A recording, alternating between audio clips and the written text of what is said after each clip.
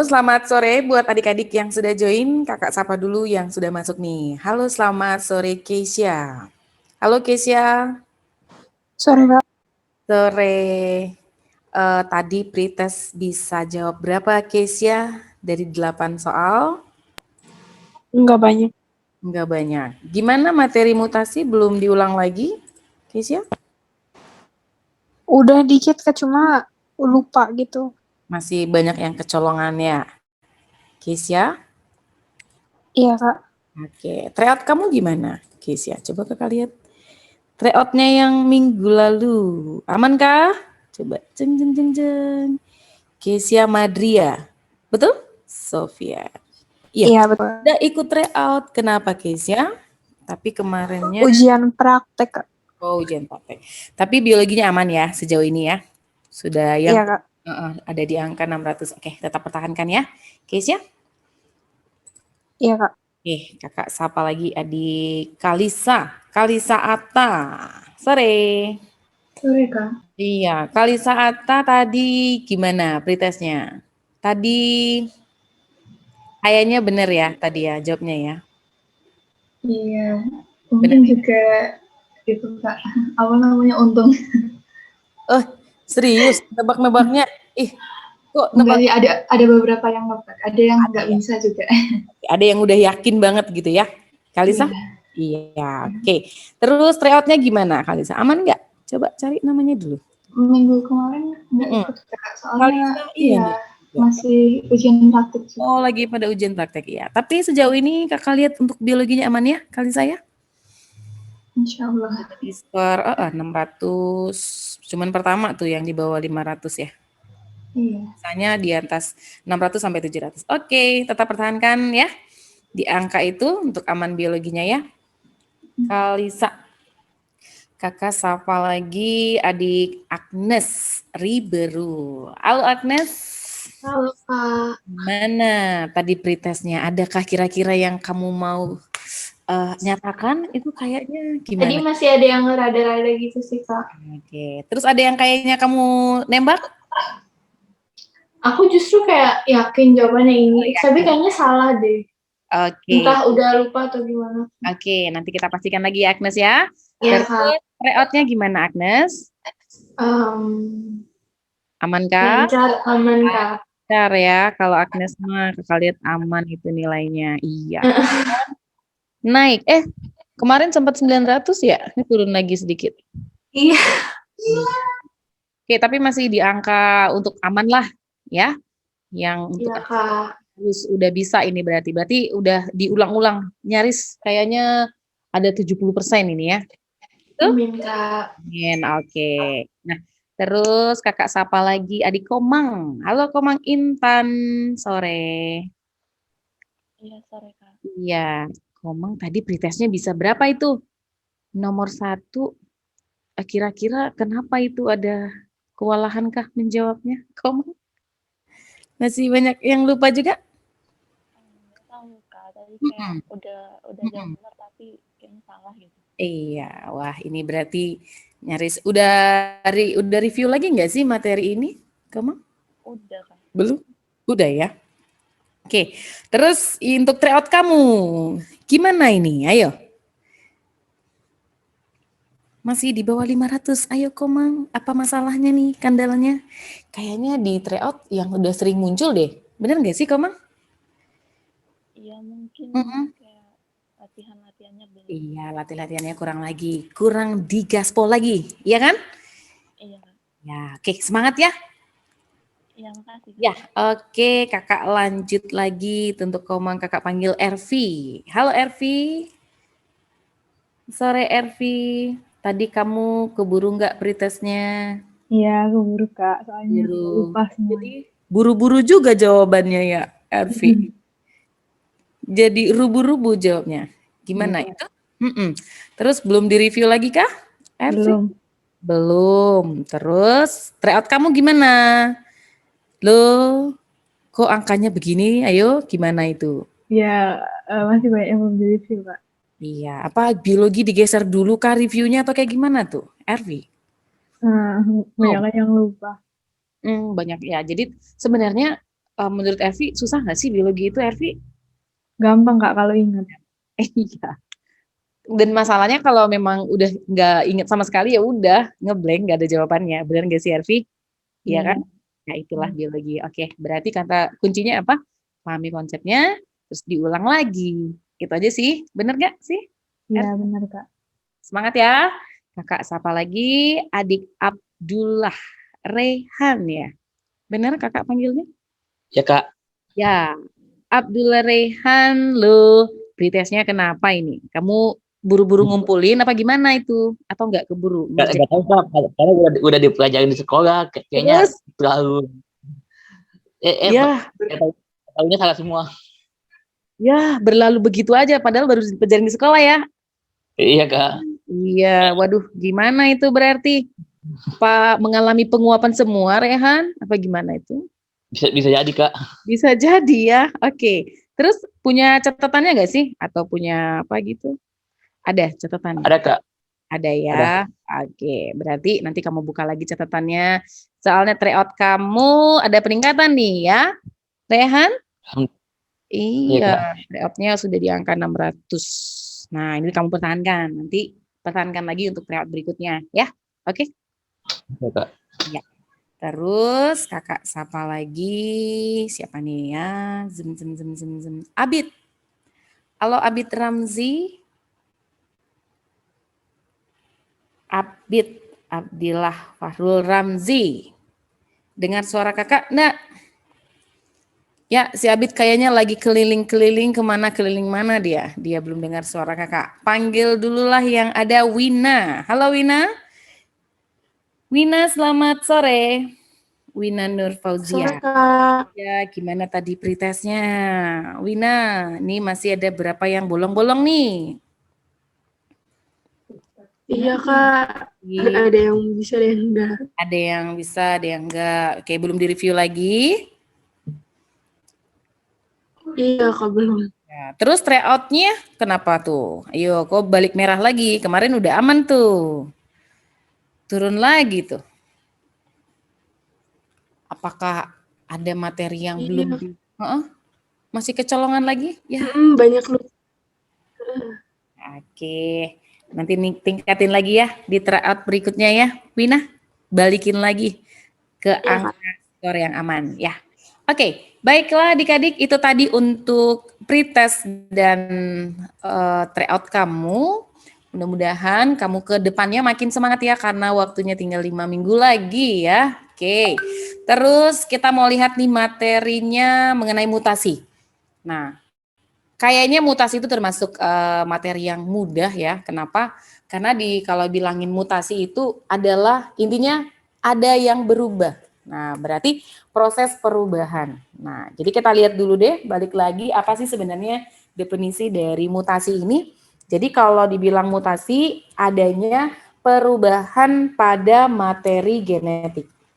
Nah, maka ketika kita belajar substansi genetika, kan ada tuh ya, materi genetik itu apa aja sih? Materi genetik itu dia berupa kromosom dan gen, gitu kan? Ataupun DNA.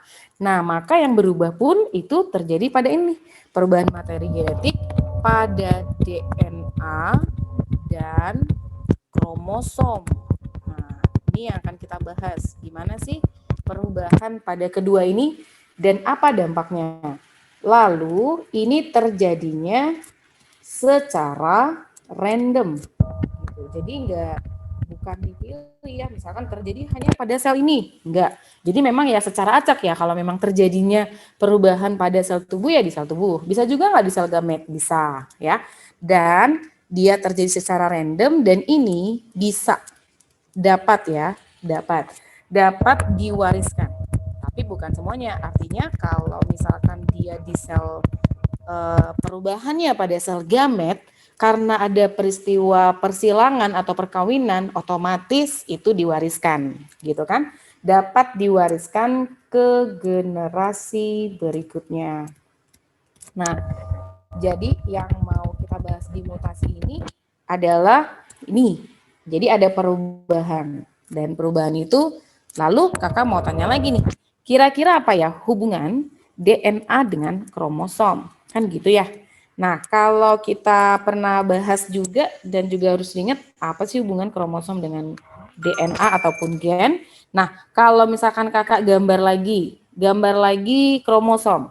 Kromosom itu nanti ini kan kalau di dalamnya ada merupakan pilihan atau pintalan dari benang halus kromatin. Kalau ditarik lagi kan ini kromatinnya ya. Terus di dalam kromatin ini kan ada manik-manik yang merupakan protein histon. Nah, jadi protein histonnya di dalam ya yang diikat oleh DNA kan gitu. Nah, lalu DNA-nya itu nanti akan jadi biar tahu hubungannya. Maka kalau kita ngomongin perubahan DNA dan kromosom itu di mana? Jadi kalau ini kan DNA. Nah, maka kalau perubahannya pada si DNA-nya itu nanti jenisnya menjadi jatuhnya mutasi gen, ya kan?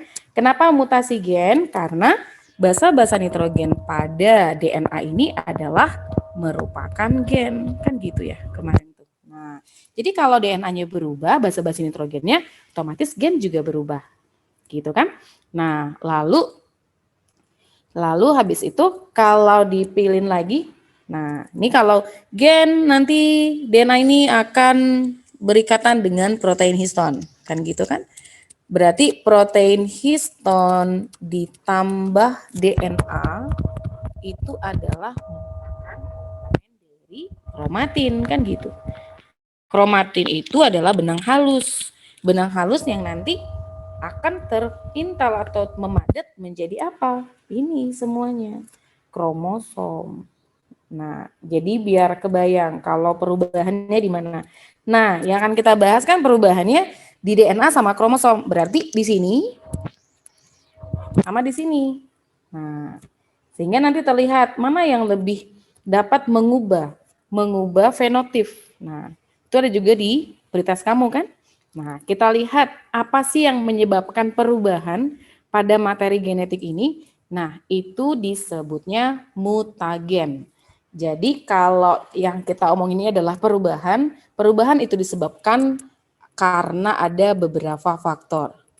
Faktor-faktor penyebab dari mutasi. Nah, lalu nanti hasil dari mutasi ini atau produknya itu adalah akan menghasilkan mutan, gitu ya, mutan. Jadi mutan ini adalah hasil yang mengalami mutasi. Nah, karena ada mutagennya. Nah, mutagen ini ada 3 faktornya. Yang pertama mutagen faktor dari segi dari fisikanya. Dari fisika yang paling banyak ya. Jadi kalau fisika itu dan kimia. Jadi kalau fisika itu kita lihatnya dari terpaparnya atau yang pertama karena adanya paparan dari radioaktif. Nah, jadi bisa terpapar nih sel kita. Terus juga dari sinar UV. Nah, ini kan dari matahari ya. Berarti sinar matahari yang dia lebih tinggi tingkatnya ini dapat mengubah yang namanya materi genetik. Karena kalau sering terpapar sinar UV, ini dapat mengakibatkan kanker kulit. Gitu kan. Terus sama ada sinar X-ray. X-ray ini yang biasa digunakan untuk ronsen ya. Nah, terus karena ada juga ionisasi dari radiasi. Nah, kayak contohnya ya sekarang nih ya, handphone ya kan yang dari televisi ataupun dari handphone itu pastinya ada yang namanya radiasi. Nah, itu bisa juga ionisasi daripada radiasi. Nah, itu dari faktor fisikanya. Kalau faktor dari senyawa kimianya, nah ini dapat mengakibatkan perubahan pada materi genetik karena ada senyawa yang berupa radikal bebas. Terus senyawa kimia berupa kolkisin. Nah, senyawa kolkisin ini adalah dia nanti yang akan menghambat proses pembelahan. Maka kalau proses pembelahan itu atau gagal berpisah, nah itu kan bisa membuat kromosom itu menjadi bisa bertambah ataupun berkurang. Nah, terus ada senyawa benzena. Ini adalah dari kimianya dan ada berupa ion bahan apa ion logam ya, ion logam dan hidrokarbon. Kakak rasa kamu udah tahu tuh kalau belajar senyawa kimia apa saja senyawa ini. Nah, senyawa inilah yang akan dapat mengakibatkan terjadinya mutasi. Terus kalau dilihat dari biologi. Nah, jadi kalau dari biologi ini yang dapat mengakibatkan mutasi, kalau ngomongin biologi berarti makhluk hidup di sini, ya kan? Atau ada berupa komponen hidup. Siapa itu? Virus. Nah, oh berarti sekarang Kak yang lagi pandemi sekarang ini kan disebabkan oleh virus. Berarti nanti kita nggak tahu ya berapa generasi berikutnya akan bisa mengakibatkan perubahan gen yang diakibatkan oleh virus ini. Nah, terus ada bisa juga diakibatkan oleh bakteri. Oh, bakteri juga bisa karena virus ini kan juga dapat menginfeksi bakteri. Otomatis bakteri, ingat kan virus yang menyerang bakteri namanya apa? Bakteriofag. Nah, dia juga kan membawa unsur virus. Berarti jenis ini bisa juga sebagai mutagen.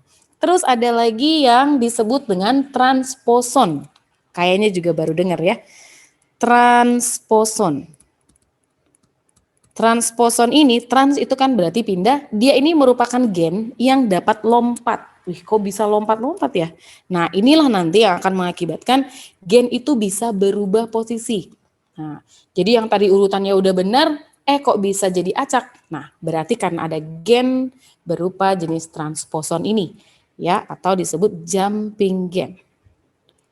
Gen melompat. Nah, inilah yang dapat mengakibatkan perubahan dari gen ini. Nah, maka nanti ketika kita ngebahas perubahannya jadi apa, kok bisa ingat saja mutagen ini. Gitu ya. Oke, itu untuk pengertian dan juga mutagen yang dapat menyebabkan perubahan pada materi genetik. Kita lanjut dulu, kita lihat, nah mutasi itu bisa terjadi berdasarkan selnya. Artinya tadi kan terjadinya secara random, kakak bilang. Nah, berarti itu bisa terjadi pada perubahan pada somatis dan juga gametik. Nah, bedanya di mana? Kalau somatis ini udah pasti sudah sangat familiar kamu dengar kalau belajar biologi, somatis itu adalah sel tubuh. Berarti perubahan yang terjadi pada sel tubuh.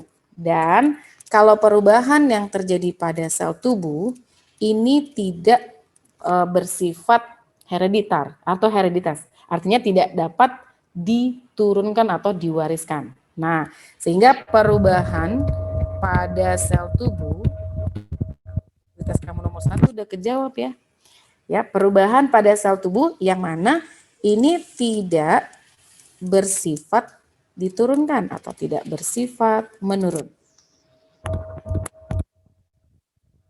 Gitu ya. Nah, kok bisa? Nah, misalkan berarti karena perubahan itu terjadi pada saat kapan? Pada saat misalkan ibu hamil terpapar atau terkena mutagen tersebut. Nah, berarti zigotnya ya bukan karena dari orang tuanya. Berarti zigotnya yang mengalami ya terpapar. Terus embrionya.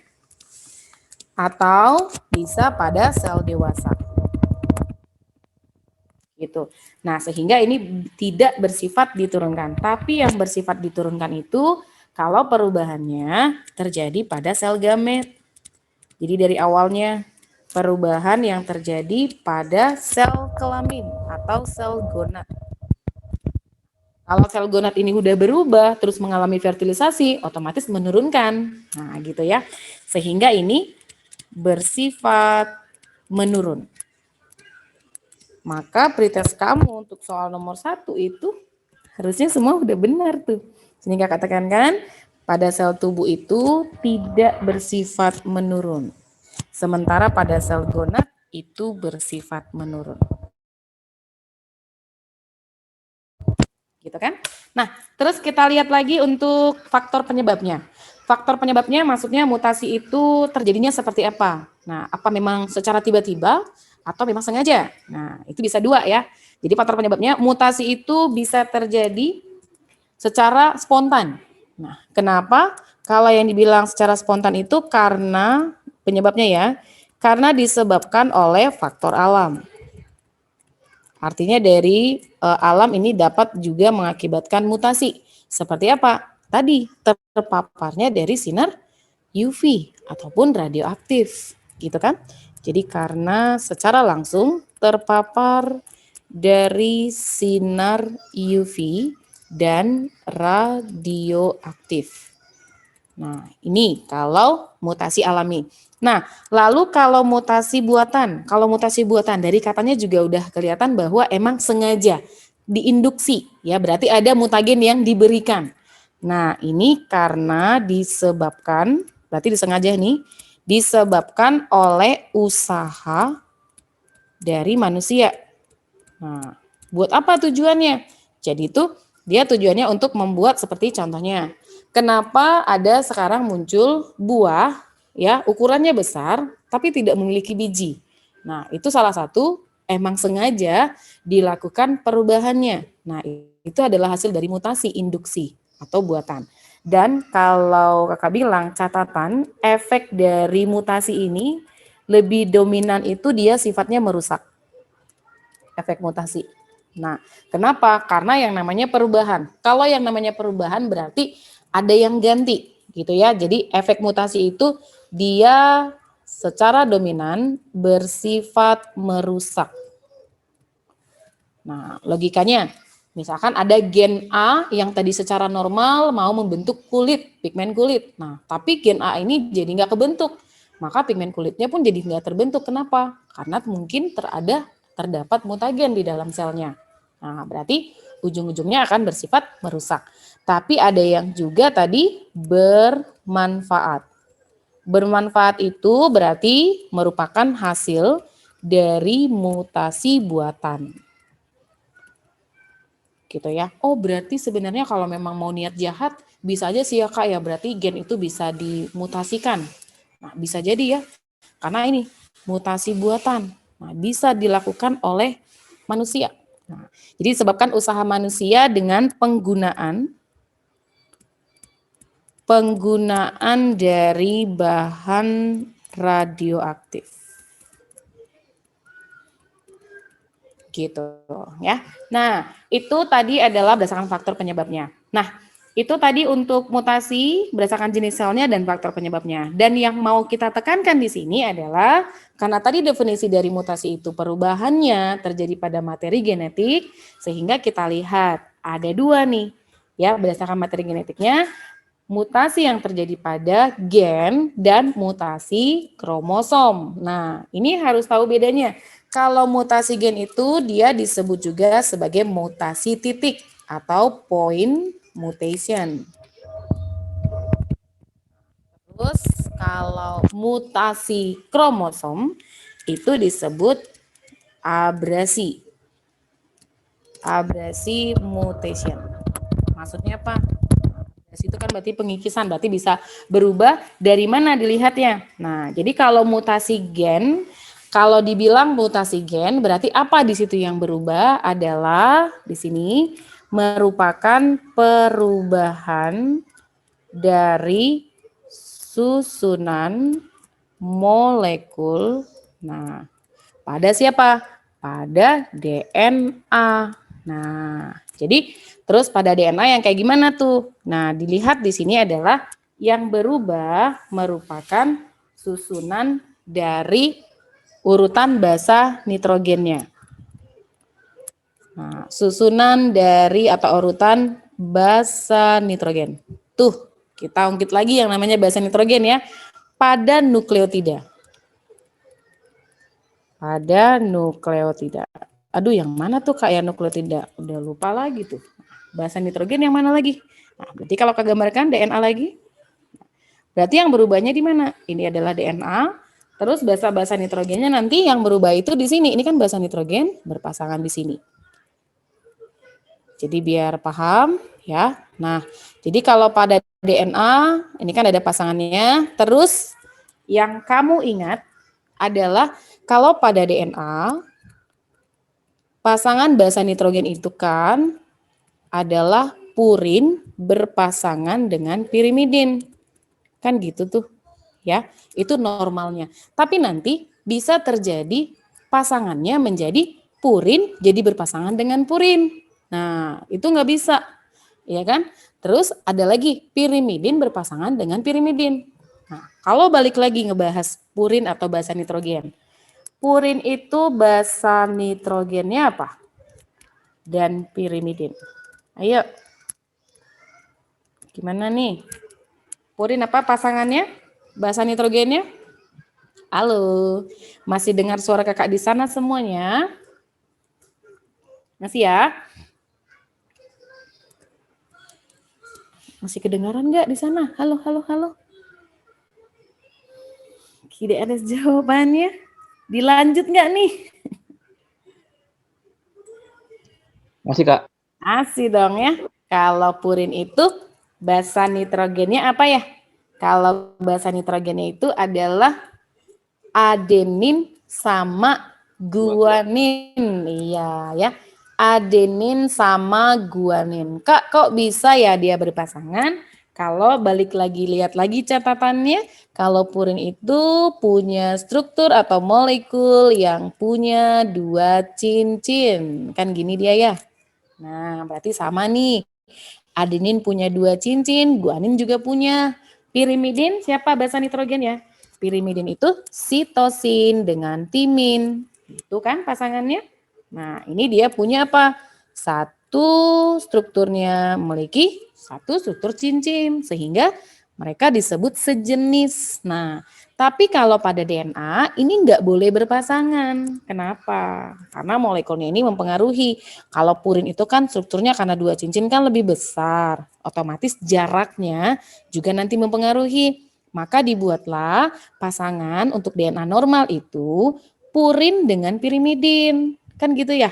Nah, maka yang normalnya, kalau ingat lagi, kakak ingetin lagi, normalnya kan kalau adenin pasangannya apa di sini? Di pirimidinnya. Berarti timin. Ya, terus kalau guanin pasangannya apa di sini? Iya, biar enggak bingung. Nanti ketika kakak tiba-tiba adenin ganti. Nah, berarti adenin tiba-tiba ganti jadi guanin. Nah, inilah nanti yang menjadi mutan. Gitu maksud kakak nanti. Biar kebayang. Lah kan nggak boleh adenin sama guanin. Yang boleh adenin sama timin. Karena adenin dan guanin ini adalah yang sejenis. Sama-sama purin. Itu yang akan mau kita bahas di mutasi gen. Paham ya? Bisa diikuti? Bisa, Kak. Oke, kalau abrasi. Abrasi apa akan kita mau lihat di sini? Nah, berarti kamu bayangkan kalau kita ngomongin mutasi gen, itu ruang lingkupnya hanya di DNA perubahannya. Itu ya, kalau kakak mundur lagi, biar jangan salah, mana tadi ya hubungannya, di sini. Berarti yang kakak bahas tadi, mutasi gen itu hanya di sini saja perubahannya. Oke, terus kalau kita ngomongin perubahan atau mutasi kromosom, berarti di sini, keseluruhannya, logikanya. Kalau yang berubah kromosomnya, otomatis dalamnya juga ikut berubah. Setuju? Juga. Ya, kalau DNA-nya yang berubah, ikut nggak ini perubahan sama di dalam sama seluruh kromosom? Mempengaruhi nggak? Tidak mempengaruhi, iya. Bahkan nggak mempengaruhi jumlahnya. Iya, contohnya kenapa gitu Kak? Iya, misalkan yang berubah hanya DNA. Bahkan nanti ada yang disebut mutasi gen namanya mutasi diam. Artinya mutasi diam kayak gimana? Dia nanti ngasilin sandinya, kodenya beda, tapi asal aminonya sama. Nah, itu kan berarti disebut mutasi diam. Itu hampir tidak terbaca di kromosom. Nah, gitu dia ya. Oke, kakak lanjut dulu tadi untuk perubahan mutasi kromosom. Nah, yang kita bahas di mutasi kromosom itu apa? Jadi di sini ada perubahan, ini ada 2. Perubahan pada struktur. Nah, struktur kromosom. Struktur kromosomnya berarti kakak gambar lagi di sini kromosomnya. Nah, jadi strukturnya ini berubah. Karena ingat gen di sini, ingat ada lokus. Nah, ini nanti bisa berubah. Kenapa? Masalahnya karena misalkan dia melilit dengan kromosom yang lain, atau menempel, atau bisa patah. Nah, itu dia. Sehingga strukturnya jadi berubah. Dan perubahan struktur ini juga bisa mengakibatkan jumlah. Nah, perubahan pada struktur dan jumlah kromosom. Makanya nanti yang akan kita bahas bagaimana kasus ketika perubahan terjadi pada struktur kromosomnya atau perubahan pada jumlah kromosomnya. Ini akan kita bahas ya. Oke, kita langsung saja ke mutasi gen. Kayak gimana sih mutasi gen itu? Nah, tadi sudah tahu berarti kalau dibilang mutasi gen yang kita bicarakan di sini adalah perubahan susunan. Berarti yang kita bahas-bahas ini adalah basa-basa nitrogennya. Perubahan dari apa tadi? Perubahan baik susunan. Nah, atau urutan. Susunan siapa? Susunan basa nitrogen, basa N. Nah, lalu ada 2 jenis perubahan pada mutasi gen itu. Satu adalah substitusi dan yang kedua adalah pergeseran kerangka atau friendship. Nah, kalau substitusi ini berarti ada yang bertukar. Namanya transisi. Nah, ini kamu di tryout juga sering keluar ya. Transisi ini apa? Transisi ini adalah merupakan pergantian. Kan tadi ada yang tukar. Sama ya, kalau matematika kan kita substitusikan atau kita susi-susikan. Nah, maksudnya kita tuker-tukerin gitu kan. Nah, jadi kita ganti. Nah, pergantian apa di sini? Basa N. Nah, yang bagaimana kalau transisi? Yang sejenis. Oke, terus kamu langsung ingat, oh yang sejenis tadi siapa ya? Kalau yang sejenis itu berarti purin, tukernya bisa ke sesama purin. Bisa juga pirimidin, tukernya ke sesama pirimidin. Lihat panahnya. Ya. Bisa purin ke purin atau pirimidin ke pirimidin. Kayak gimana contohnya? Kita lihat. Ada DNA induk. Itu kakak sudah ada nomornya. Ada DNA induk, berarti DNA ini kan ada 2 untayan ya. Kalau yang atas DNA sense misalkan, berarti ini adalah antisense. Gitu ya. Oke. Terus kalau misalkan ini nomor-nomor basa nitrogennya. Lalu DNA induk ini adalah DNA normalnya. Ini normal. Lalu mengalami mutasi. Berarti ini produk mutasinya, namanya mutan. Berarti DNA mutannya, DNA yang berubah. Kira-kira basa nitrogen nomor berapa yang berubah? Ayo. Nomor berapa? Biar kakak kotakin. Coba diperhatikan sense-nya ya, sense. Perhatikan sense. Nomor 2 ya, Kak. Nomor berapa yang berubah? Oke, kakak nomorin. Sense nomor 2 di sini timin. Mutannya berubah jadi apa di sini?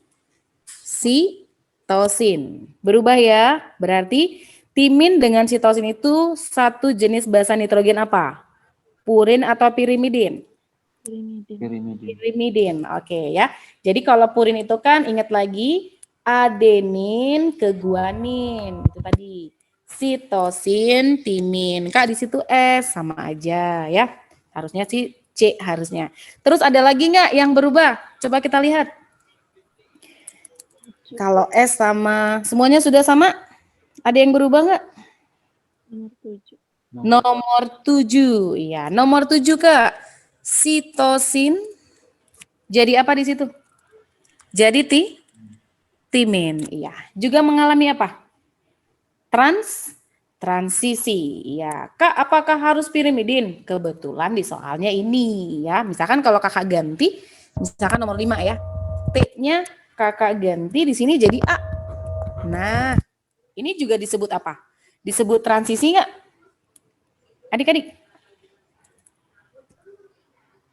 Oh, bukan T jadi A. Misalkan kakak gantinya yang nomor 6. A jadi G. Itu maksudnya. Ya. Kalau A jadi G kan sama jenis apa? Purin. Ya, berarti ini semuanya mengalami apa dari gambar ini? Mengalami transisi, ya.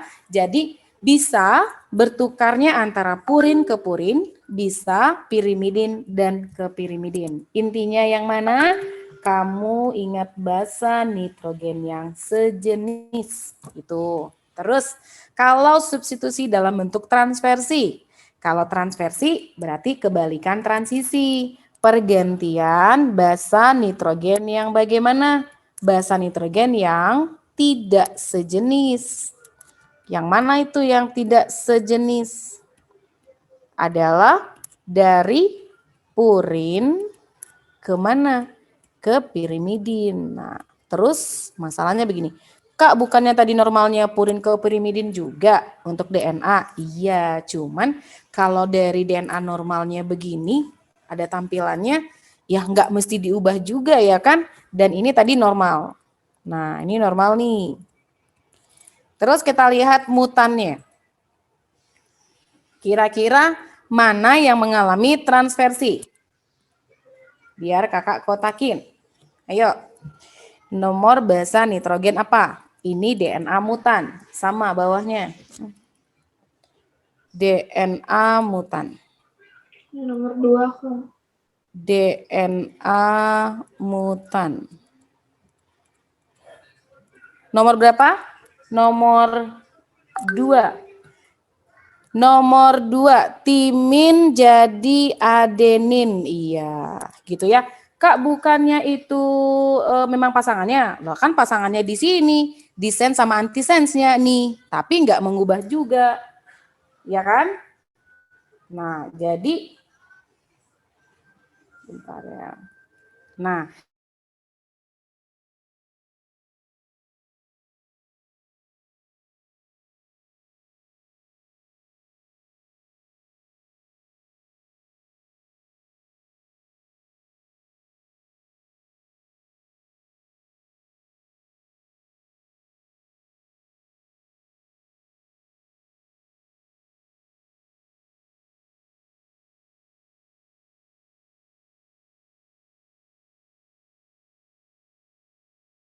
sehingga nomor berapa lagi? Timin sama lagi. Purin itu adenin, aksin ke timin, gitu kan?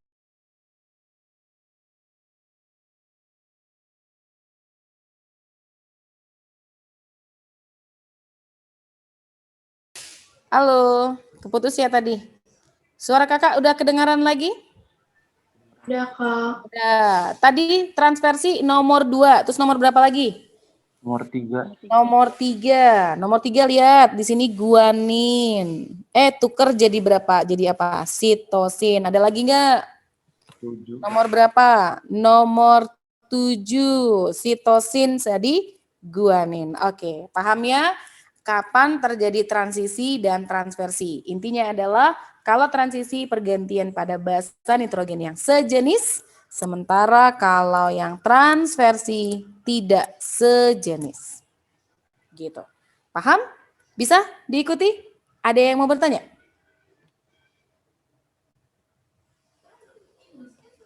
Kak, mau nanya Ya. Kak.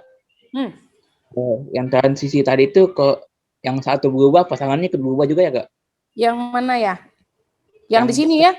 Ya. Iya, berubah. Justru gini, kakak mau kasih tahu juga. Kalau berubah DNA-nya, misalkan gini. Jadi nanti bisa kebaca atau dampaknya kemana? Dampaknya kalau DNA itu berubah, itu nanti bisa kita tuliskan kasusnya. Nah, kalau mutasi gen itu, nanti misalkan kalau urutan, bukan urutan ya, atau susunan misalkan.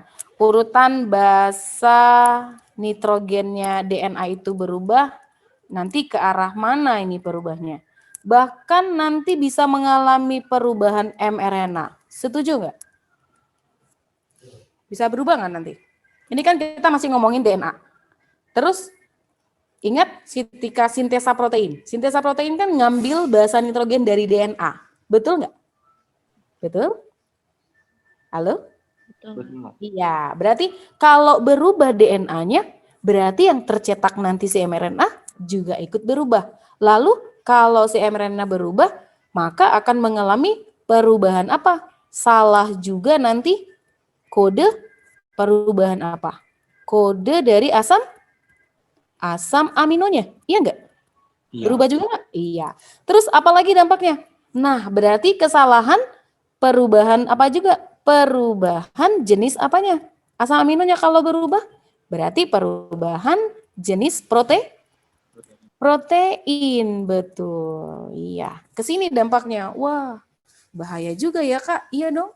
Karena kita menggunakan apa? Gen-gen itu diambilnya dari DNA. Ya, berarti kalau udah berubah dari basa nitrogen dari DNA, ini berdampak. Dan tadi nanyanya, Kak, berubah juga nggak, Kak, pasangannya? Pasti berubah. Yang lebih bahaya lagi, ini berubah bahkan sampai protein juga berubah. Paham ya? Ya, ditanyakan lagi kalau misalkan ada yang kira-kira masih. Ayo, biar Kakak lanjut.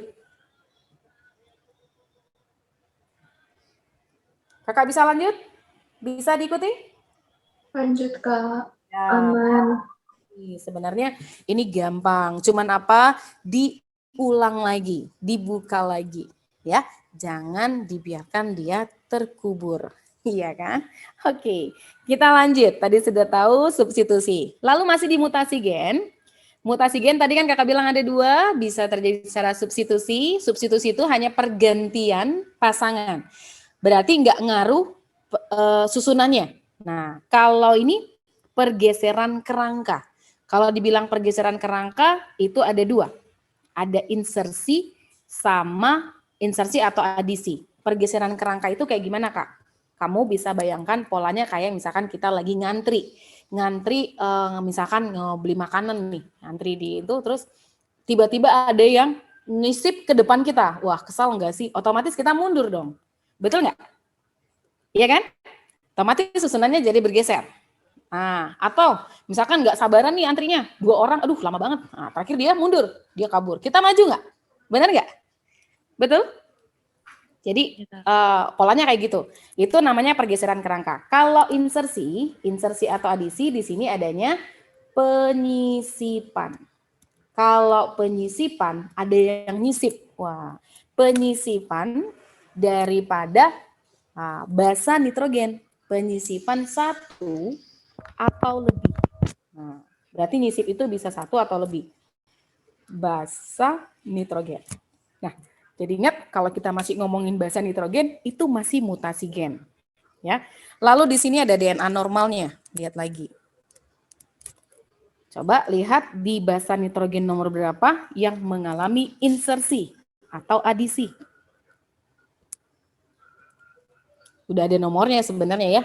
Nah, itu untuk mengingat aja, tapi kalau di soal dia nggak pakai nomor. Kamu lihat sendiri, kamu teliti basa nitrogen mana yang mengalami insersi. Nah, di sini sudah dinomorin, ada 2 di sini penyisipan. Ada 8. Berarti yang nyisip itu yang mana sebenarnya? Yang A. Benar nggak? Ya kan? Nah, otomatis membuat bergeser. Bergeser apa? Nih, ingat. Untuk membentuk 1 asam amino itu kan butuh 1 asam amino. Berapa kode basa nitrogen yang dipakai? Membutuhkan 3 basa nitrogen. Iya, maka disebut basa triplet. Maka misalkan ini 1 gitu kan. Ini 2, dan ini jadi 3 misalkan. Itu normalnya. Karena ada yang menyisip, misalkan di sini berarti menyisipnya di sini berarti A-nya, ya kan? Nyisipnya di depan G. Nah, terus jadinya berubah dong.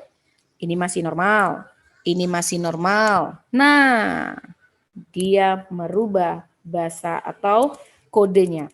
Yang tadinya di sini STG atau CTG, ya kan normalnya STG. Mutannya jadi apa? Jadi STA. Paham ya? Bergeser. G-nya itu jadi bergeser. Bergesernya jadi ke pasangan yang lain. Harusnya STG di sini. Paham? Bisa? Paham, Kak. Ya, jadi itu bergeser. Jadi frame shift mutation itu pergeseran kerangka ya. Jadi kalau ada kata soal ada namanya frame shift mutation. Nah, itu untuk insersi. Terus kalau delesi. Nah, delesi ini berarti kenapa bisa ada nyisip, Kak? Balik lagi. Ingat nggak tadi mutagennya? Siapa tadi namanya yang gen lompat-lompat tadi? Yang bisa mengganggu urutan gen tadi? Namanya apa tadi Kakak bilang? Ada yang dengar nggak tadi? Namanya apa ya? Ayo. Gen lompat tadi namanya apa dari T? Transpose.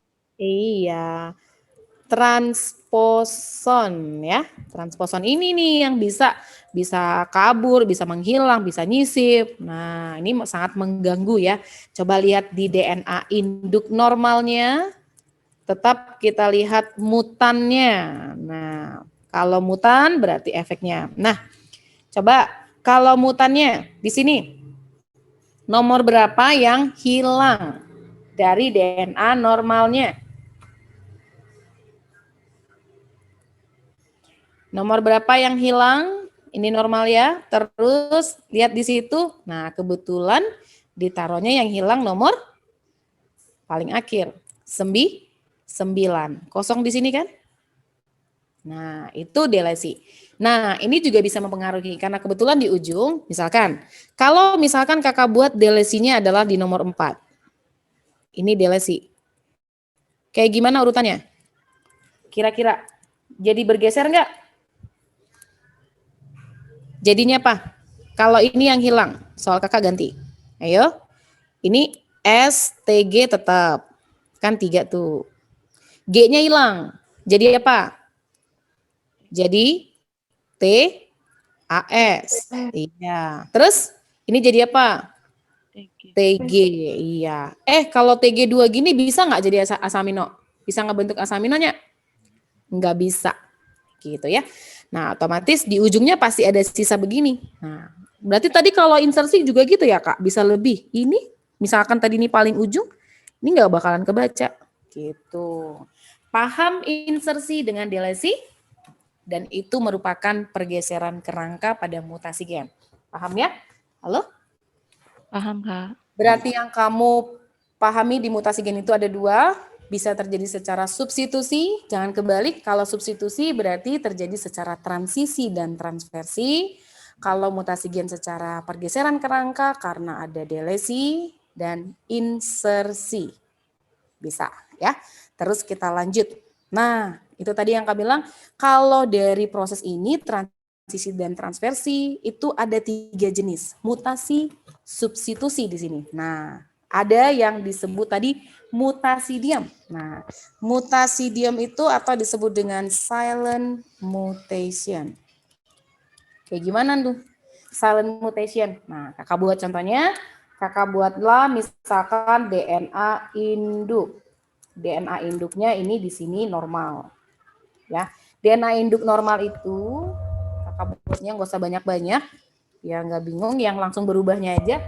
Jadi kakak buat 3 aja di sini. Nah, jadi tuh T ya yang mengalami mutasi diam. Mutasi diam itu kakak buatnya G, C, A. Terus menjadi G, C, G. Nah, ini ke sini ya, ke samping. Berarti ini normalnya, yang ini mutannya. Nah, kalau kayak begini, udah bisa nggak kita tentukan? Ini terjadi secara transisi atau transversi? Ayo, yang mana yang berubah?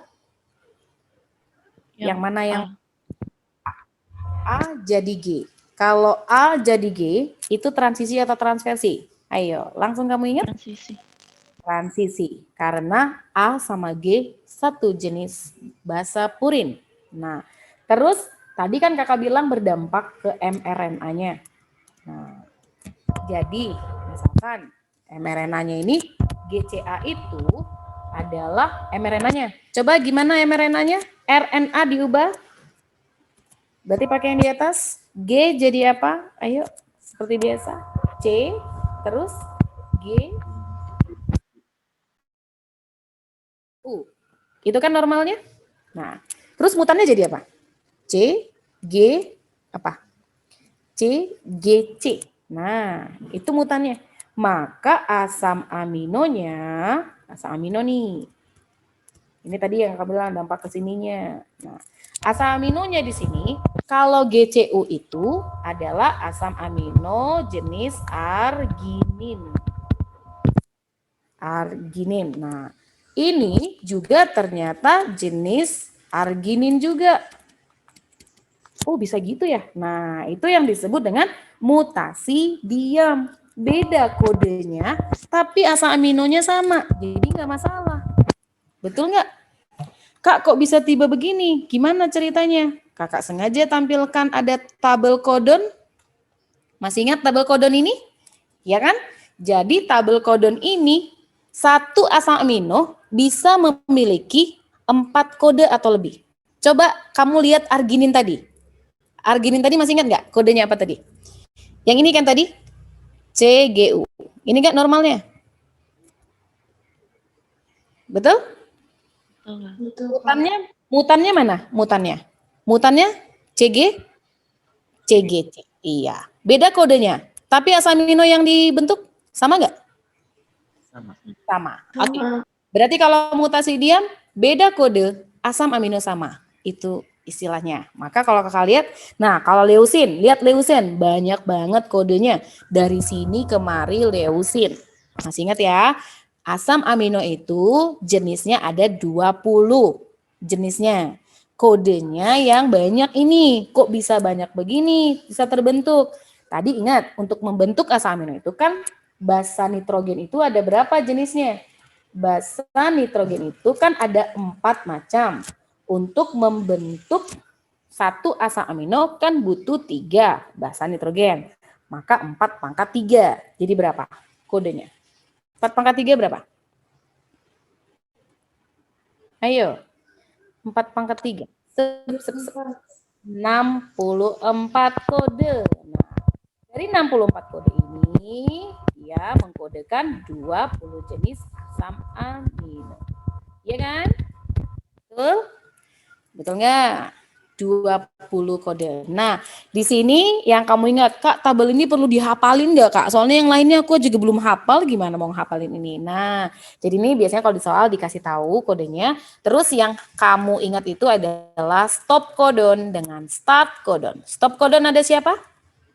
Stop codon, coba lihat. Di situ stop codon nggak ngebentuk asam amino. Namanya juga udah stop. Jadi nggak ngebaca. Kalau start itu ada 1. Start codon. Start codon itu siapa? Metionin. AUG. Ya. Kalau stop ada 3. Coba lihat di tabelnya. Yang mana stop. Stop codon ini. Mana satu lagi? Itu yang UGA. Oke, nah ingat stop codon ya. Stop codon itu UAA, UAG, sama UGA. Ya. Ini lagi, ingat lagi nanti tabel codonnya. Kakak balik lagi ke yang tadi. Sehingga kamu udah tahu untuk disebut dibilang mutasi diam. Inilah tadi bahwa mutasi gen itu bahkan nggak kebaca misalkan. Artinya tidak mengubah fenotip. Atau bahkan tidak mengubah struktur kromosom tadinya. Dia mengubah kodenya berubah tapi asam aminonya sama. Nggak masalah. Itu silent mutation. Tapi kalau bagaimana kalau nonsense? Bagaimana kalau nonsense? Kakak buat di sini. Kakak buat di sininya biar nggak nabrak. Ini mutannya ya, mutan. Oke. Kalau nonsense, namanya juga nonsense artinya apa? Mutasi ndak ada artinya. Mutasi tak berarti. Tidak berarti. Kenapa tidak berarti? Karena pada saat transkripsi ada muncul codon stop. Nah, jadi kakak buat DNA induknya lagi di sini ya, DNA induk normalnya, mutannya.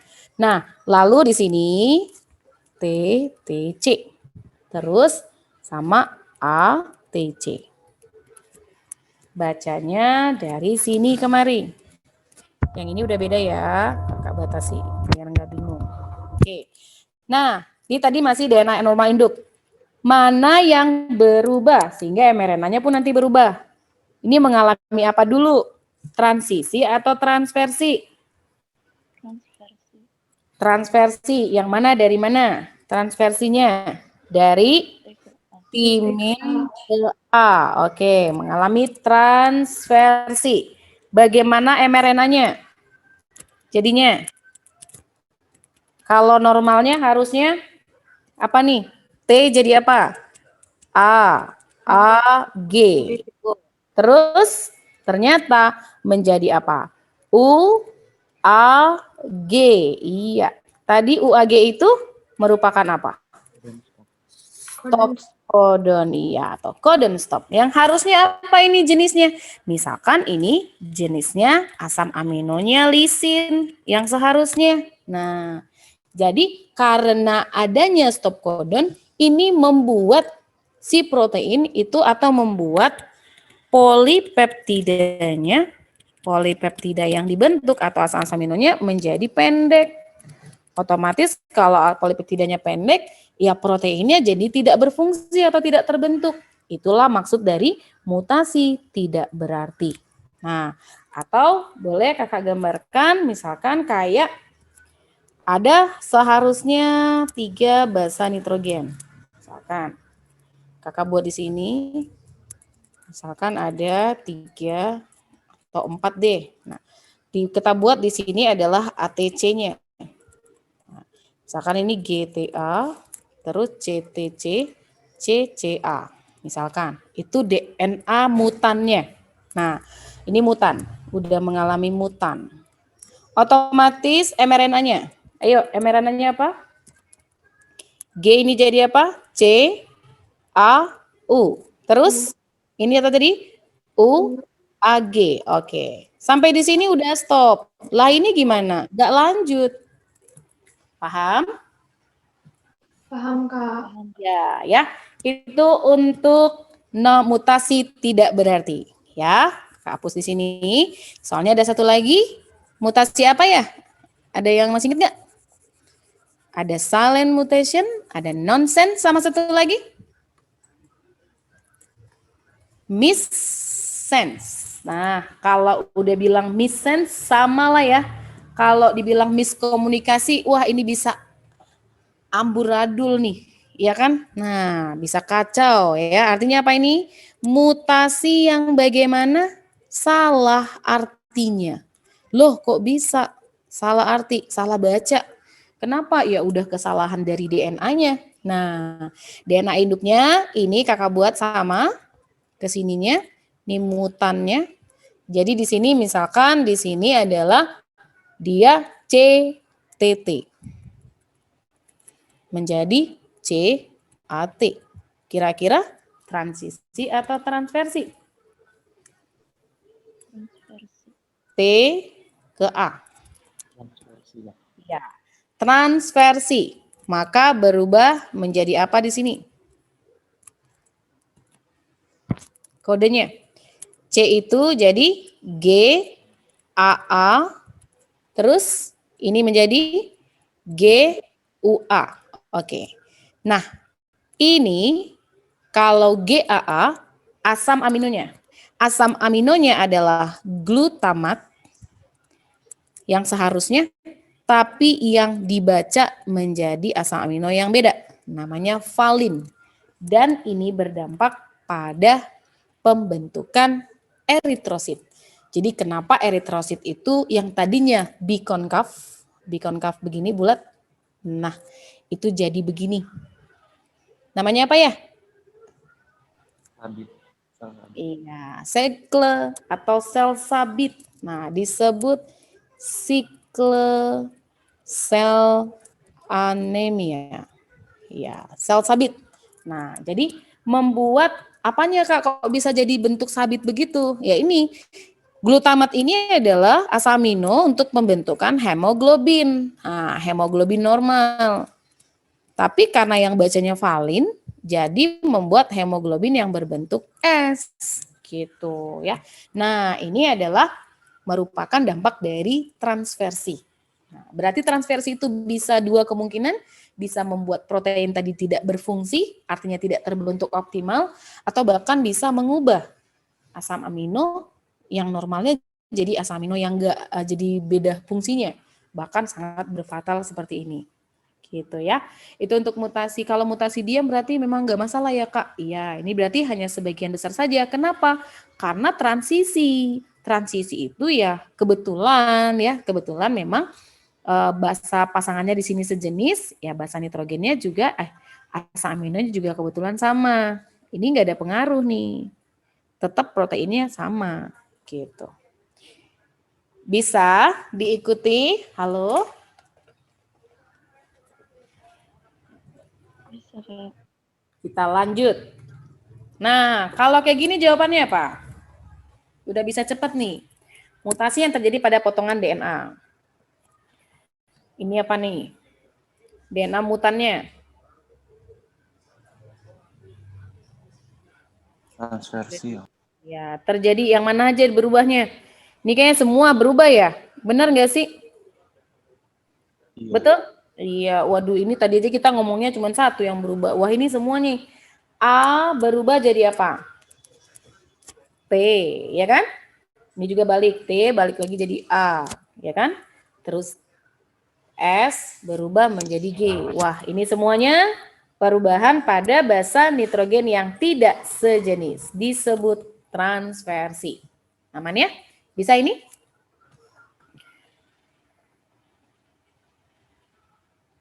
Kita lanjut. Kalau yang ini?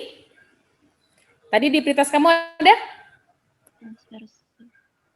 Tadi jawabnya gimana? Ini yang ada udah yakin atau nebak nih tadi jawabnya? Ada pretest kamu nggak nih tadi? Ada ya? Faktor mutasi basa nitrogen DNA timin diganti dengan guanin. Kamu langsung ingat, timin sama guanin ini kan nggak sejenis. Langsung jawab transversi.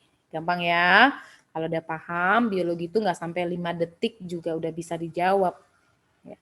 Tapi kalau udah lupa, waduh jadi lama nih. Iya, oke. Tadi itu mutasi gen. Ada yang mau ditanya sebelum kakak lanjut ke mutasi kromosom? Belum ada? Kita lanjut. Mutasi kromosom. Kalau ngomongin mutasi kromosom ini kayak gimana nih? Nah, jadi mutasi kromosom itu tadi gambarannya apa? Bisa mengakibatkan perubahan apa kakak bilang? Ada 2 nih. Bisa? Fenotip. Iya, perubahan oke, fenotipnya, berdampaknya.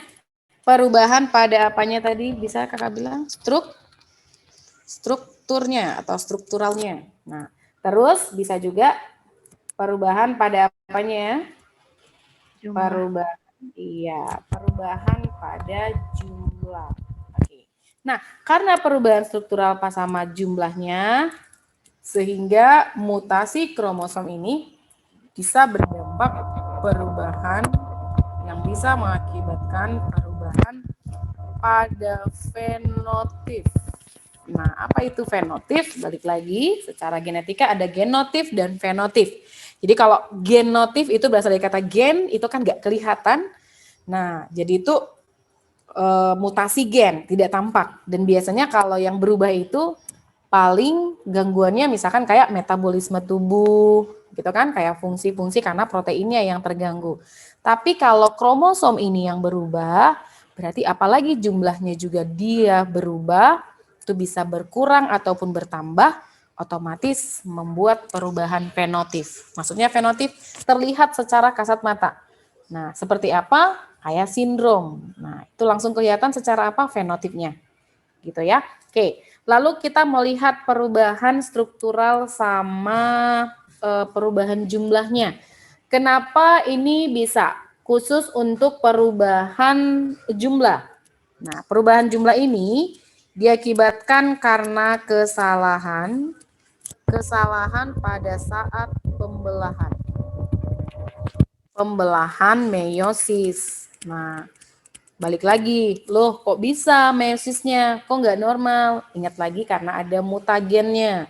Terus karena ada juga peristiwa tautan. Nah, karena ada gen yang berdekatan. sehingga berpeluang untuk saling terpaut ya. Terus karena juga saat melakukan pindah silang. Pindah silang itu apa? Di mana kromosom itu bertukar, crossing over, gitu kan? Dan ini juga terjadi pada saat meiosis ya. Nah, lalu kesalahan dalam pembelahan meiosis dan juga bisa terjadi karena kegagalan atau disebutnya gagal berpisah. Berarti di semua nih. Gagal berpisah di meiosis 1 atau misalkan kromatidnya itu enggak melekat pada benang gelendong. Nah, sehingga disebutnya juga disebut karena terjadinya anafase lag. Anafase lag itu jadi enggak kebelah. Kalau kamu ingat tahap anafase di mana kromosom itu terpisah dan bergerak ke kutub yang berlawanan. Nah, maka ketika kegagalan anafase, kromosom jadi nggak memisah nih. Nah, itu dia. Itu yang membuat perubahan jumlah. Oke. Terus kalau yang perubahan strukturnya, gimana itu kalau perubahan strukturnya? Nah, ini tadi yang akan mengakibatkan kerusakan pada kromosom. Ini yang disebut aberasi. Apa itu yang bisa mengakibatkan aberasi? Nah, misalkan gennya yang tadinya berurut jadi ngacak. Itu namanya inversi. Jangan kebalik ya. Kan tadi ada insersi.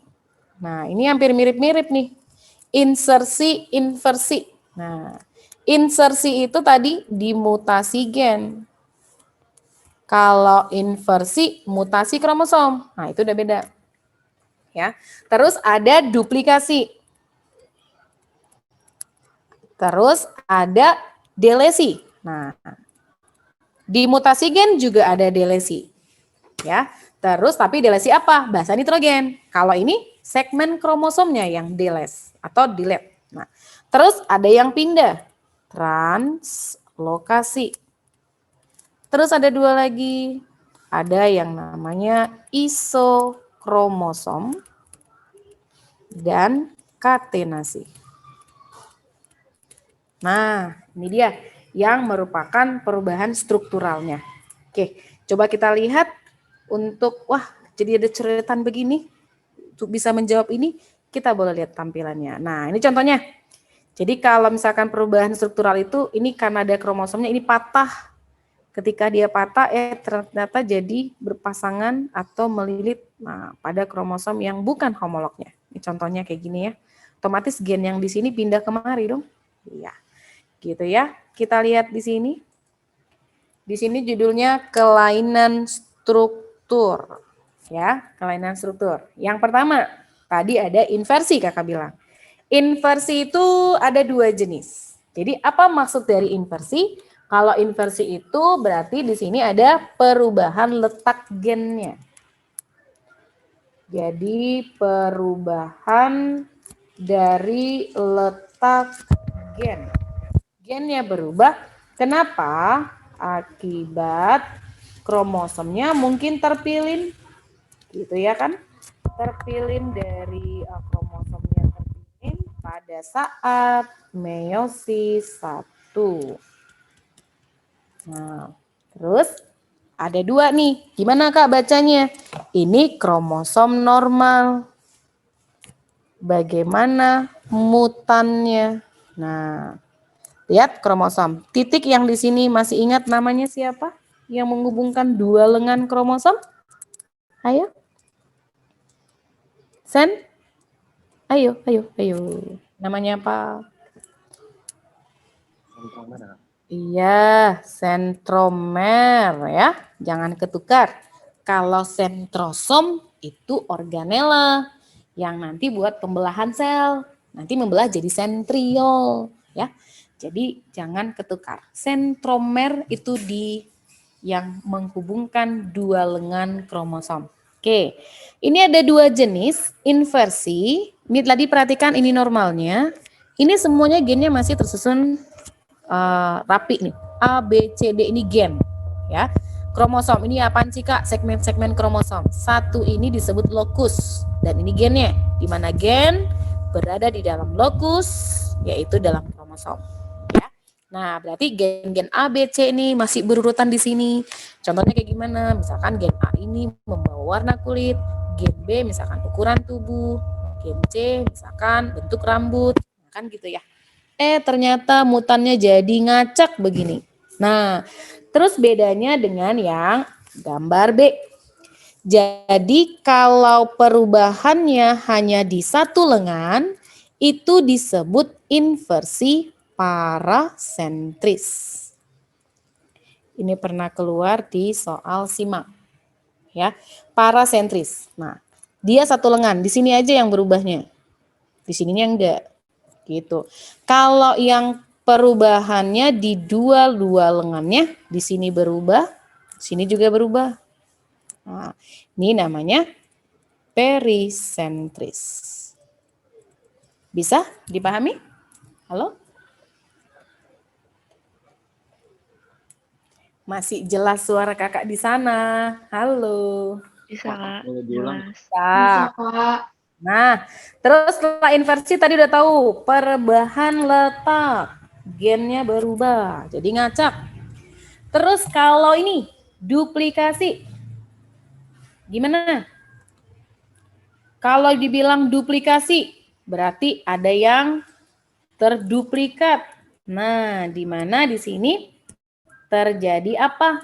Terjadi penambahan ruas kromosom yang terjadi pengulangan. Nah, jadi nambah duplikasi, penambahan ruas atau segmen daripada kromosom. Terus menambahnya dan ini sehingga terjadi pengulangan, bukan pengurangan. Berulang, pengulangan.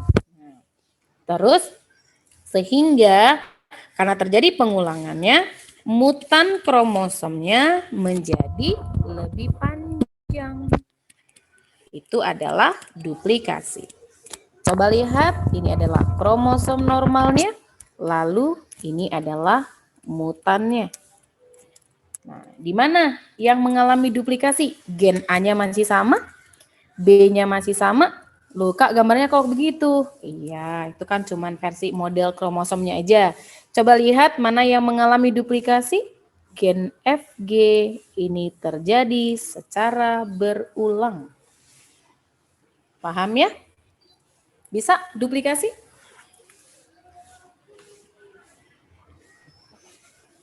Lanjut nggak nih? Lanjut, Kak. Lanjut. Delesi. Wah, kalau ngomongin delesi kayak gimana? Nah, delesi itu karena berarti ada hilang. Delete. Nah, hilangnya daripada segmen kromosom. Patah. Ini yang patah yang mana? Yang patah itu dari E sampai sini.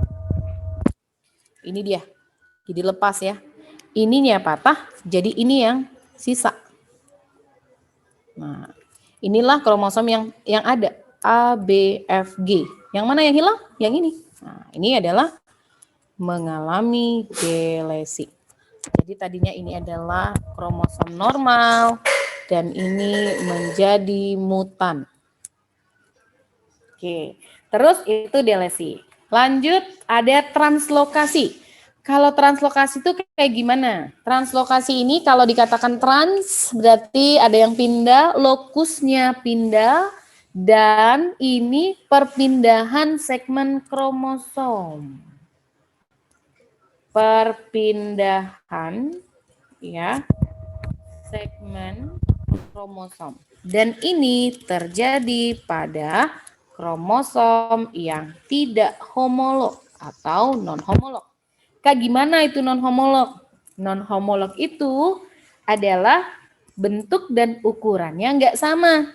Kalau yang homolog itu ukurannya yang sama tuh, ya. Ini sama ini nggak sama nih, makanya disebut non-homolog nih. Nah, maka mengalami apa? Tuker. Yang mana tukeran? Dari warnanya aja udah kelihatan. Yang ini bertukar kemari. Gitu ya. Nah, itu mengalami translokasi. Nah, jadi pindah. Terus ada yang kedua lagi, ada yang namanya isokromosom. Apa itu isokromosom? Isokromosom ini adalah mutasi kromosom. Jadi saat berduplikasi di mana pada saat mengalami pembelahan itu sentromernya berubah. Ya, sentromernya itu mengalami perubahan arah. Sehingga terbentuklah dua kromosom yang berlengan identik. Kayak gimana tuh? Kakak gambarkan, ada kromosom yang kayak gini. Terus sama yang hitam deh. Nah, terus saat mengganda, jadi mereka ini mengalami tertaut misalkan. Jadi nanti ini mereka berada atau bisa berdekatan. Jadi begini. Nah, lalu pada saat membelah, ini kan sentromer di sini. Nah, ini pada saat memisah jadi satu. Jadi ini jadinya warnanya merah tadi ya. Nah, sama yang ini juga. Jadi kromosom yang identik ini jadi yang panjang sama yang merahnya. Nah, ini dia yang disebut isokromosom. Nah, isokromosom itu jadi mereka itu terbentuk dua kromosom yang berlengan identik. Identik yang mana? Yang ini sama yang ini sama yang ini. Gitu. Itu adalah isokromosom. Lalu kalau ada kasus, oh ini ada di sini ya, katenasi. Karena kakak simpan dulu. Kalau katenasi itu yang kayak gimana? Ada yang masih ingat nggak kalau dibilang katenasi?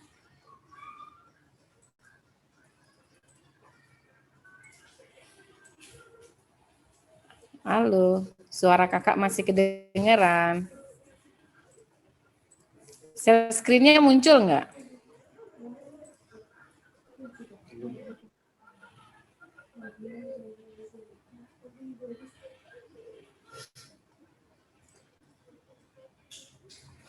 Ini udah kelihatan share screen kakak?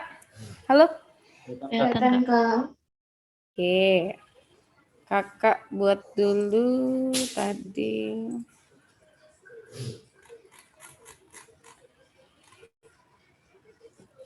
Ya, sampai mana tadi ya halamannya? Kita lihat tadi sampai.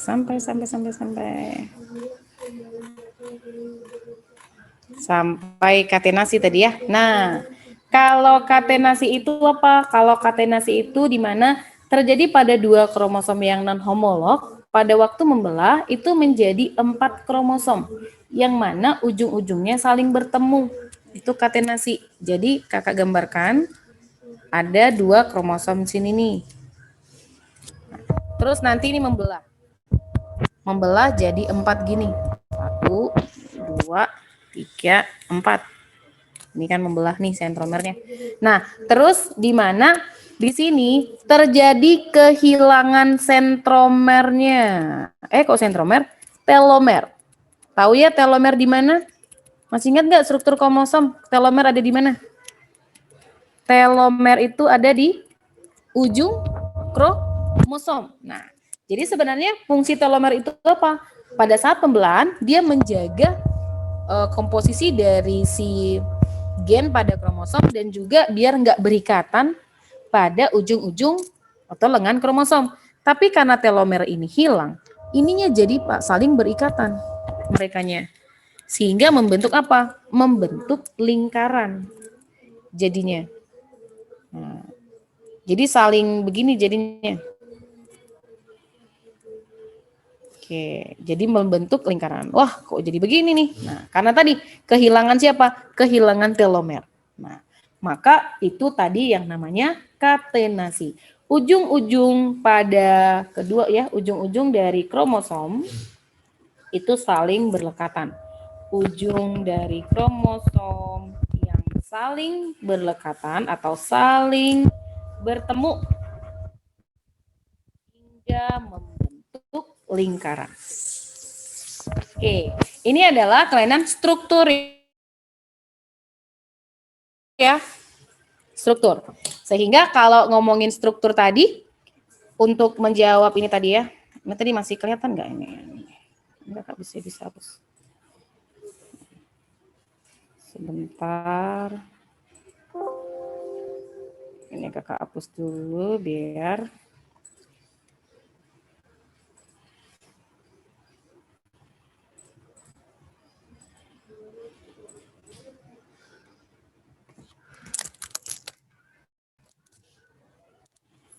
nih.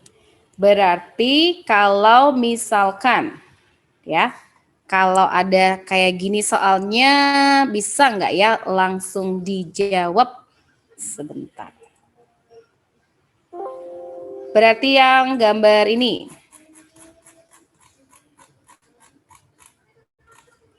Oke, ini mengalami apa? Gambar yang atas. Ada lengan kromosom yang gennya terjadi apa ini? Berarti mutasi kromosom ini adalah merupakan perubahan apa? Perubahan strukturnya. Coba di sini apa jawabannya? Mengalami apa nih? Kalau ada kromosom, coba lihat di lengannya ada normalnya, ini kromosom normal. Terus ini mutannya, bacanya kemari. Apa yang kamu perhatikan? Gimana itu jadinya? Mengalami apa? Ada A, B, C, D, E, F, G, H. Delesi. Nah, iya. Terjadi kehilangan segmen gen D. Maka ini disebut delesi. Oke, bawahnya. Coba perhatikan normalnya. Ada gen A, B, C, D, E, F, G, H. Mengalami terjadi apa? Duplikasi. Iya, pengulangan untuk segmen CD. Di sini ada CD atau BC? BC Kak. BC, bukan CD. Nah, BC. Nah, ini mengulang nih. BC, BC. 2 kali. Ini duplikasi. Bawahnya ada gen ABCDE normal. Di situ buat posisi B jadi pindah. Kemari. Mengalami apa tadi? Kalau yang jadi ngacak atau kebalik-balik namanya inversi. Terus ini jenis inversi apa? Kalau yang berubahnya hanya di satu lengan. Tadi inversi apa? Ayo, ini jangan kebalik ya. Kalau di satu lengan, inversi parasentrik. Kalau di dua lengannya, itu peri. Oke. Kalau yang ini, nah ini ada 2 kromosom. Apa namanya ini tadi? Lihat bentuknya udah nggak sama nih. Kromosom apa disebutnya ini tadi? Kromosom yang non-homolog. Iya. Non-homolog itu lihat bentuknya ini nggak sama nih. Satu lengannya yang pendek begini. Nah, terus mengalami apa? Coba lihat. Iya, MNO pindah kemari ke segmen sekromosom yang CDE. Ini namanya translokasi. Oke. Itu untuk perubahan struktural kromosom. Ya. Kita lihat bagaimana kalau perubahan jumlahnya. Nah, sebelumnya ini tadi di prioritas kamu ada nggak? Pada jawab apa ya ini? Menurut kamu jawabannya? Suatu individu tampak mengalami perubahan besar. Terus kalau kamu ingat, yang mengalami perubahan besar itu sebenarnya mutasi apa? Kan gitu ya? Benar nggak sih? Yang sangat mengakibatkan perubahan besar itu adanya di mutasi apa? Mutasi kromosom. Iya. Sementara kalau mutasi yang hanya berubah dengan point mutation itu kan hanya di basa nitrogennya. Jadi di sini aja udah bisa mengalami perubahan besar terus dibandingkan sama jenisnya. Dari penelitian kita tahu bahwa kromosom individunya tetap sama, tetapi isi kromosomnya mengalami perubahan. Ini sama aja dengan tadi perubahan gen yang menjadi acak. Atau secara apa tadi? inversi. Iya nggak sih? Isinya. Nah, berarti gennya kan pada kromosom nih ceritanya. Tidak ada membahas atau mengaitkan ke basa nitrogen. Maka ini jawabnya udah pasti, yakin kamu jawab apa? Nggak ada Kak mutasi kromosom di situ. Mana ya? Mutasi kromosom. Iya, dia juga disebut aberasi. Jawabannya ini D. Ya, itu dia. Kak, kalau pindah silang bukan mengakibatkan mutasi. Nah, kalau pindah silang itu justru proses di meiosis yang membuat terjadinya apa? Ini ada kaitannya nggak? C sama E. Ada kaitannya?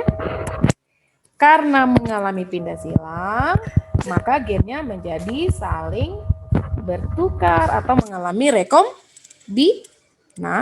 Inilah yang membuat adanya variasi gen. Kan gitu ya? Benar nggak adik-adik? Setuju? Makanya sifat kita kalau kenapa dibilang sifat generatif itu berbeda dari kedua induknya karena memang gabungan. Nah, karena ada rekombinasi di situ. Nah, tapi kenapa vegetatif yang persis sama dengan induknya karena nggak ada gabungan. Jadi gennya sama. Nah, maka kalau pindah silang itu justru bisa menghasilkan rekombinasi. Nah, itu dia untuk soal ini.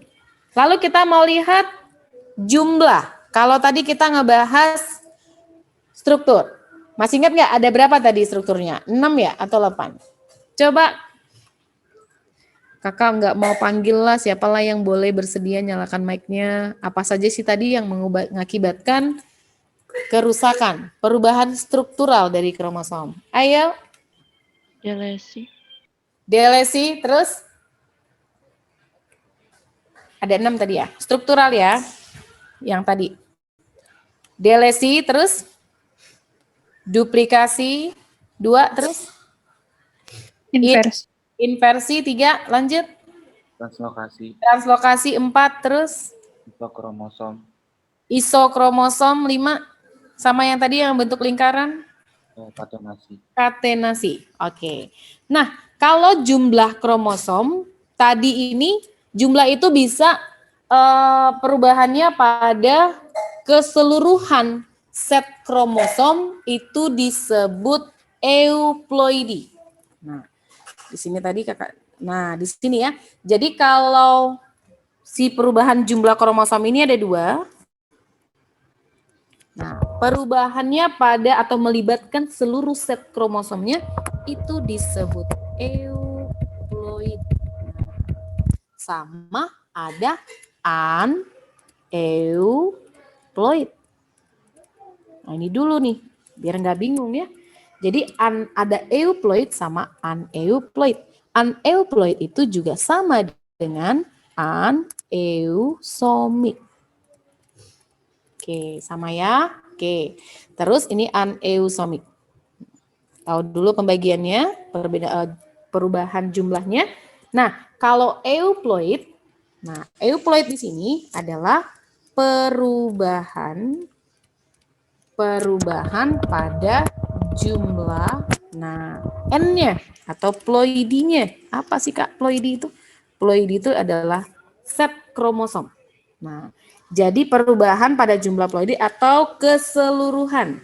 Jadi dia melibatkan keseluruhan dari set kromosom. Maksudnya gimana Kak? Kromosom kita itu kan normalnya 2N. Nah, berarti nanti bisa jadi kayak gimana? Nah, bisa merubah kromosom kita kan tadi kalau yang haploid, kalau gamet kita kan N. Kalau pasangan tubuh kita semuanya apa? 2N. Berarti nanti bisa 3N, 4N, bahkan poliploid. Nah, itu untuk euploidi. Kok bisa terjadi?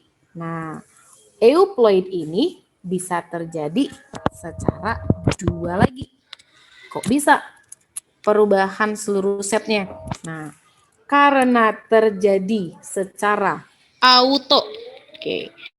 Auto poliploid. Nah, jadi kalau kepanjang gini, auto itu sendiri. Nah, poli tadi set kromosomnya, ya poli itu banyak, Nah, jadi dia mengganda dengan sendirinya. Ini adalah auto. Jadi kenapa bisa set kromosomnya jadi berubah? Karena mengganda secara sendiri atau mengganda dengan sendirinya. Berarti kegagalan di mana? Berarti kegagalan pada saat pembelahan, kegagalan meiosis.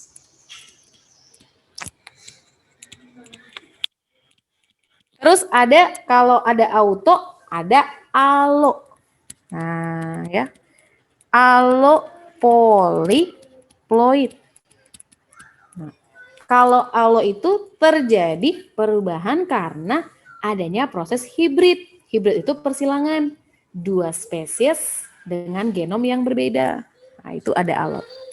Jadi ini dia mengganda atau terjadinya karena ada proses persilangan atau hibrid, di mana ada dua spesies yang memiliki jumlah genom yang berbeda.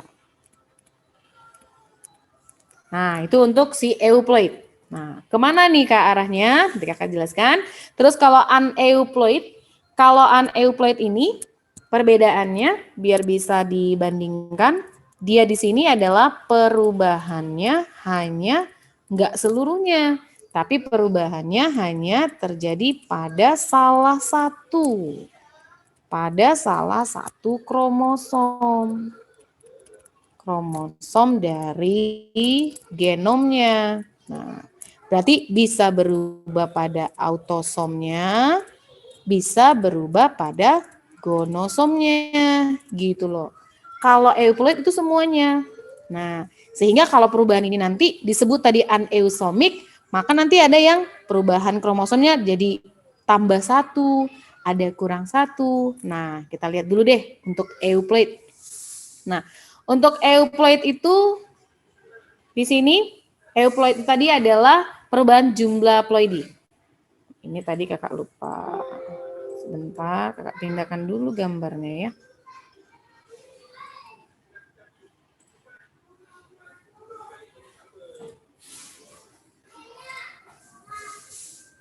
Nah, jadi coba lihat untuk euploid.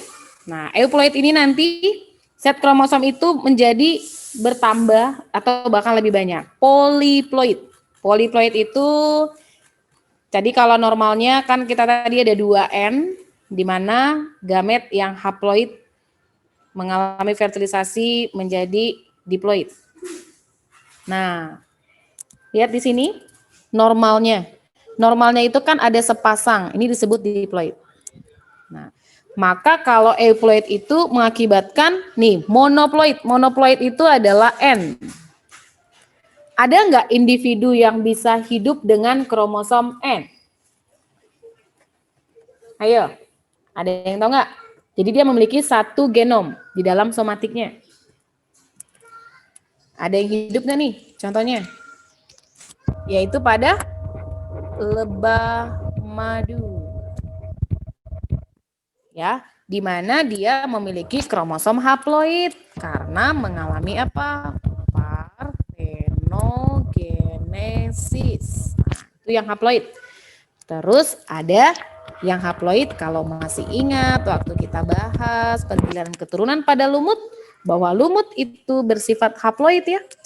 Berarti generasi gametofit pada lumut. Nah, itu yang memiliki kromosom haploid.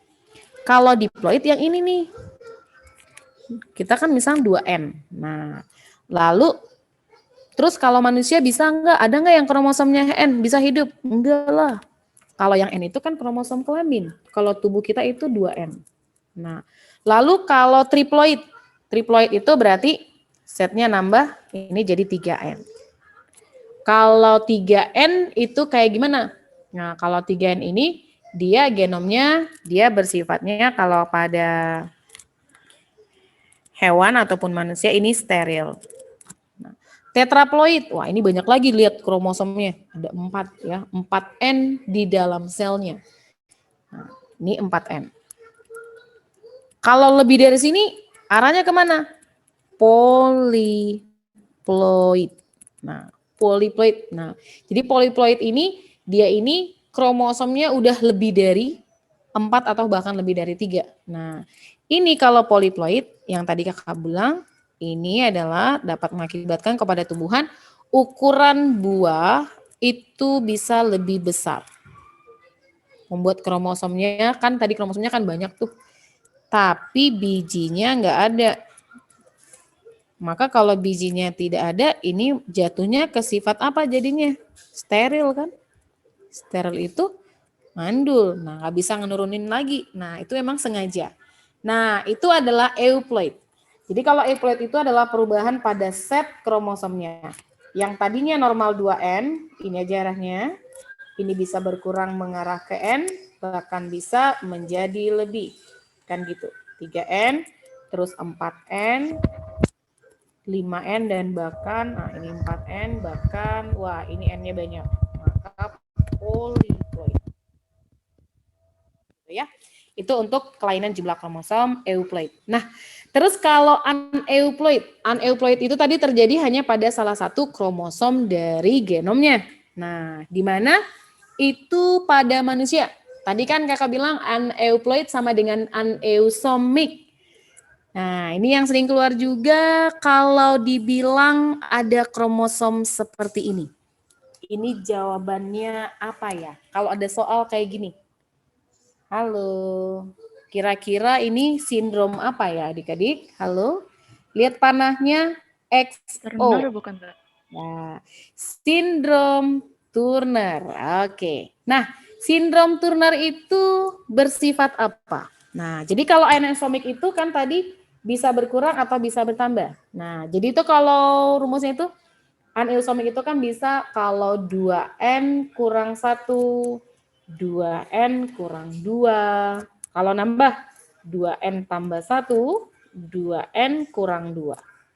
Kalau 2N kurang 1 mengalami kekurangan satu kromosom, ini disebut monosomik. Kalau 2N kurang 2 itu disebut nulisomik. Kalau 2N tambah 1 itu trisomik. Dan kalau ini dia nambah 2 ya, jadi 4 berarti tetrasomik. Dari keempat ini, untuk sindrom Turner masuk ke jenis apa jumlahnya? Lihat, kromosom manusia ini, jadi ini kok ingat ya, kromosom tubuh kita kan 23 pasang. 23 pasang sama itu dengan 46 buah. Di mana kromosom kita itu berpasangan. Nah, lihat ini, masih ingat bentuk-bentuk kromosom ya? Ada yang metasentrik, ada submetasentrik, akrosentrik, dan telo. Nah, terus kalau manusia normal, kromosom wanita, ini kan harusnya ada 2 begini, sama. Oke, maka dia kehilangan, maka jadi XO. Nah, itu disebut dengan sindrom Turner. Kalau kehilangan satu kromosom berarti bersifat apa di sini dia? Monosomik. Monosomik tadi apa? 2N kurang 1. Dia kehilangan satu kromosom X.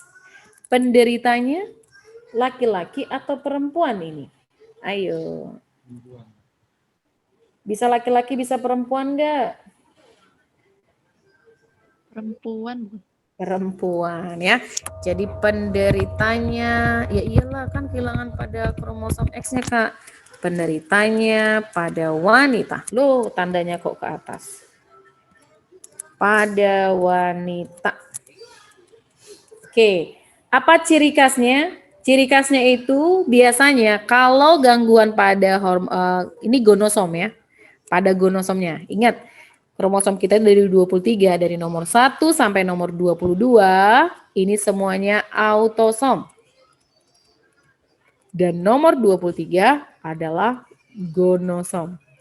Berarti kalau yang berubah di gonosomnya, maka efeknya adalah ke fungsi reproduksinya.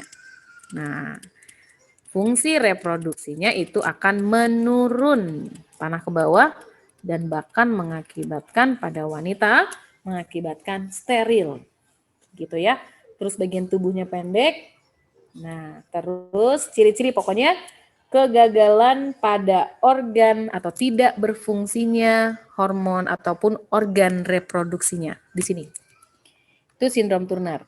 Terus kita masuk anesomi like-nya kalau seperti ini. Nah, ini adalah sindrom apa? Coba lihat di mana berubahnya. Masih di gonosom. Kelebihan 1 kromosom X. Penderitanya laki-laki atau perempuan? Laki-laki ya, Kak? Iya, kan ada Y-nya. Oke, sindrom apa dong kalau kelebihan 1 kromosom X? Klinefelter, Kak. Ya, Klinefelter ya. Dia jenis apa? Kalau kelebihan 1 kromosom tadi 2N tambah 1. Namanya tadi trisomik ya. Nah, kalau lagi balik lagi. Kalau perubahannya di gonosom, ingat, berarti di sini ada penurunan fungsi daripada siapa? Penurunan fungsi dari organ reproduksi dan ini pada laki-laki. Nah, dan ini juga mengakibatkan laki-laki tersebut menjadi steril. Nah, terus dia ini karena kelebihan 1 kromosom X, maka postur tubuhnya atau fenotip ya, tampilannya tampak seperti wanita. Nah, padahal dia laki-laki. Nah, beda kalau yang feminim. Kalau feminim itu emang dibuat karena hormon ya. Jadi kalau misalkan feminim itu kan dari karena kita udah belajar tuh anatomi, hormon, kelebihan hormon pada wanita, hormon wanitanya. Tapi kalau dibilang tampak seperti wanita, berarti struktur postur tubuhnya itu seperti wanita. Pinggulnya, terus terbentuk ada payudaranya. Nah, itu padahal dia laki-laki. Nah, itu tadi yang membuat perubahan fenotip. Ya, sindrom Klinefelter. Oke, Kak kok bisa begini? Nah, balik lagi, karena kegagalan apa? Kalau jumlah kromosom, mungkin karena gagal berpisah, terus atau terjadi anafase lag. Nah, terus apa dampaknya? Kok bisa tidak terjadi atau kegagalan pembelahan? Karena ada mutagen lagi. Ya, terus kalau lagi lanjut, kalau kayak gini, nah ini udah ada tulisannya ya. Sindrom apa? Sindrom Patau. Sindrom Patau itu di gonosom atau di autosom? Coba lihat. Nah, di sini nih di nomor 13. Kromosom tadi ingat kan semuanya berpasangan. Dia jadi 3. Berarti ini nambah. Sifatnya apa juga? 2N tambah 1. Disebutnya trisomik. Ya. Nah, kalau sindrom Patau itu berarti kalau pada tubuh, nah ini bisa penderitanya laki-laki ataupun perempuan. Nah, itu ya. Jadi dia ada penambahan kromosom di nomor 13. Nomor 13. Nah, itu untuk sindrom Patau. Bagaimana ciri-cirinya? Ya, nanti kamu boleh lihat lagi ya, baca lagi biar kakak bisa lanjutin lagi. Ada sindrom, nah ini dia, trisomi. Penambahan di kromosom 21. Ini yang sering keluar juga. Apa ini? Sindrom Down. Apa? Iya. Sindrom Down. Di mana sindrom Down ini juga sama, penambahan 1 kromosom, 2N tambah 1 atau trisomik. Di mana yang memiliki penampakan atau fenotipnya yang memiliki wajah yang serupa. Artinya wajahnya sama. Udah langsung ciri khas ya. Nah, terus itu untuk sindrom Down.